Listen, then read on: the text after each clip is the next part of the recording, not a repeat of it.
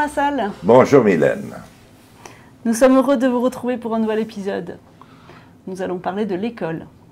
Vous rentrez à l'école à 6 ans, à Lourdes-Diocèse, en 1961. Comment se passent ces premiers moments loin de votre famille?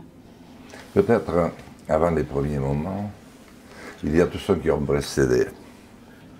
Il est l'un des instants les plus difficiles de ma vie. Que ce que je pressentais être comme un très brutal changement de vie.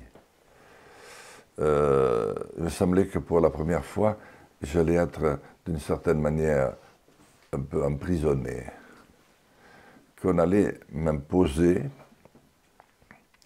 un apprentissage dont je ne voyais pas vraiment l'utilité.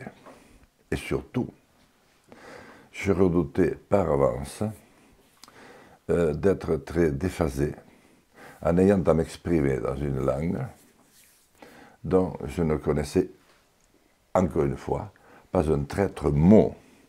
Je suis rentré effectivement donc, à la mi-septembre, comme c'était la mode à l'époque, de 1961. Et comme prévu, je me suis senti totalement étranger. D'abord, je connaissais très peu mes copains d'école. À vrai dire, j'en avais vu un ou deux aperçus. Lorsque je commençais à aller faire les courses, et il ne m'avait pas inspiré une confiance à toute épreuve. Je n'avais pas les mêmes codes qu'eux. Or, la première institutrice que j'ai eue était une femme remarquable qui est toujours en vie. Elle a dû faire appel à la voisine pendant 3 bons mois pour essayer de comprendre ce que je disais. Et puis pour qu'elle traduise un peu quelques mots en béarnais. Le malheur, c'est que je ne l'ai gardé qu'un seul an, une seule année. Si j'ai pu avoir quelques petits moments très rares de fierté, ils ont été douchés. Il est venu à l'école quelqu'un que, je pense que c'était le maître d'après, c'est-à-dire je devais avoir un an de plus. On m'a dit que c'est un psychologue scolaire. J'ai vécu là un moment de grande solitude. Au bout de quelque temps, monsieur le curé, il lui a dit, dis donc, est-ce que tu as eu les résultats du test qui a été passé par l'école, organisé par l'instituteur? Non, un test. Il demande ça à maman immédiatement, qui dit, je n'ai jamais entendu parler de ça, et qui file à l'école. Bon, madame, vous n'en faites pas, c'est pas bien méchant, vous savez, c'est un test scolaire, c'est... Oui, mais enfin, nous avons quand même le droit, puisque tout le monde a l'air d'avoir reçu le sien, que nous ayons le nôtre pour savoir quand même ce qu'on a pensé de Jean. Le maître a insisté en disant, madame, mais est-ce que vous pensez vraiment que c'est important? C'est pas important, c'est crucial. Bon, mais tant pis. Je vais vous lire. Enfant ne présentant aucun intérêt, son regard, si par bonheur vous le croisez, n'exprime rien. Point. Le néant. Point. Quant à son coefficient intellectuel, il doit être très proche au voisin de 0. Et maman a eu quand même un réflexe qui a stupéfait mon père. Il a dit, oh écoutez monsieur, et encore on a eu de la chance, on aurait pu l'avoir handicapé. À l'époque, ça voulait dire handicapé physique, il y en avait à peu près un par famille. Voilà. Donc là, j'ai relativisé beaucoup. Vous l'aviez su sur le moment? J'étais avec maman qui m'avait accompagné. Il l'a dit devant vous. Et elle voulait me faire sortir, maman a refusé. Elle a dit non, il faut qu'il entende. Autant les choses s'étaient bien passées avec la première institutrice, et autant je crois que j'ai fait des progrès. Autant après, avec le second, c'était plus laborieux parce que il ne savait pas me prendre. Mais vous alliez à l'école de bon cœur? Non, j'ai toujours perpétuellement eu mal au ventre, tous les matins et une bonne partie de l'après-midi, après ça se détendait un petit peu, la journée se passant, et voyant arriver progressivement et laborieusement la fin de la journée scolaire et la liberté que j'aurais à aller chercher les vaches et les brebis. Et à vrai dire, ça a continué avec le collège parce que c'était comme ça. Il n'y a qu'avec la première enseignante, puis après les professeurs de français ou d'histoire, que je me suis senti à mon aise. Mais bon, vaille que vaille, j'ai appris, sauf l'anglais, parce qu'on avait un professeur d'anglais qui changeait tous les mois. Donc j'ai appris à compter 1, 2, 3, 4, 5 jusqu'à 10. J'ai appris à dire welcome. Et puis c'est à peu près tout ce qui ne m'a pas empêché de faire 2 fois le tour du monde. Et les cours de maths ont définitivement été pour moi des moments d'évasion auxquels je pensais à toutes les fugues que je pouvais faire encore. Voilà. Tout ce qui pourrait m'empêcher, tout ce qui pourrait me sortir de cet enfer. Bien sûr, mes notes en maths n'ont jamais dépassé le 0,5. Et pourtant, ça ne m'a pas empêché de manier par la suite des concepts mathématiques que j'aurais jamais imaginés. Mais au fond, je me suis dit que je n'avais pas perdu grand-chose parce qu'il y avait des petites machines déjà à calculer.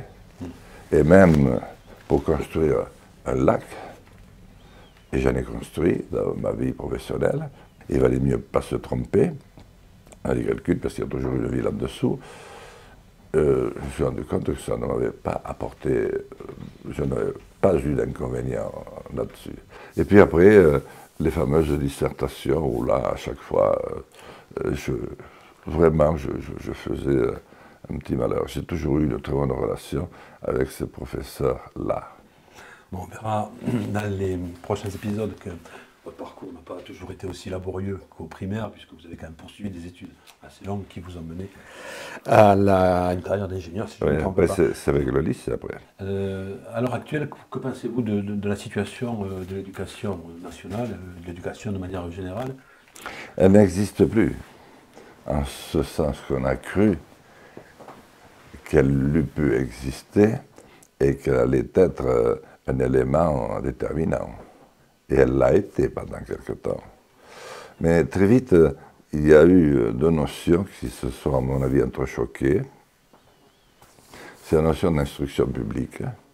Il y a eu des ministres de l'instruction publique et l'éducation nationale. Je pense, j'ai très vite fait un distinguo entre l'instruction publique, c'est-à-dire apprendre à compter, écrire et lire, et ensuite l'éducation dont il me semblait qu'une part importante revenait à mes parents. Tout le monde sait bien ce qui s'est passé. C'est que l'instruction publique, si chère à la Troisième République, a été une véritable chance pour un pays. Ça a été en même temps un exploit exceptionnel à la taille d'un pays comme le nôtre, où l'on parlait encore partout les langues régionales. C'était la dernière étape pour construire d'une certaine manière la République. Mais comme je l'ai dit, avec les limites de l'oubli, voire de l'abandon, voire de la guerre qui a été livrée aux guerres régionales, aux langues régionales. Moi, j'ai encore dessus de ceux à qui on a tapé du doigt avec la règle sur les doigts, parce qu'on avait dit un mot de Vernet dans la cour de récréation. Voilà. On a quelque part pressenti que le rôle des familles allait s'estomper et qu'il fallait impérativement que on fasse évoluer l'instruction publique vers une éducation nationale qui ferait les deux. Et c'était une charge, à vrai dire, et je le pense toujours, inhumaine. Ma première priorité sera de relancer l'instruction publique avec les mêmes thèmes auxquels j'ajouterai apprendre à se servir d'Internet. Non pas le subir, Parce que c'est les Américains, ça aurait pu être nous si le Minitel n'avait pas été saboté, mais les Américains mettent rarement quelque chose à contribution, à volonté, gratuitement, sans une arrière-pensée. Et j'apprendrai aussi très vite, en le reliant un petit peu à une dimension spirituelle, quelques arts martiaux. C'est-à-dire apprendre un peu de karaté, apprendre un petit peu de... voilà. Parce que ça répondrait à ces jeunes femmes, et maintenant à ces hommes tout court, qui sont obligés de regarder derrière lorsqu'ils rentrent un petit peu plus tard que les autres le soir, à la sortie d'un cinéma ou d'ailleurs. Mais il suffit qu'une jeune fille mette à terre, sans qu'il s'y attende, et tétanise son agresseur pour qu'il comprenne. Elle n'a pas besoin d'y revenir. Donc l'école doit s'adapter pour apporter avec des éléments aussi simples. Des éléments qu'elle apporte en apprenant à lire, compter et écrire.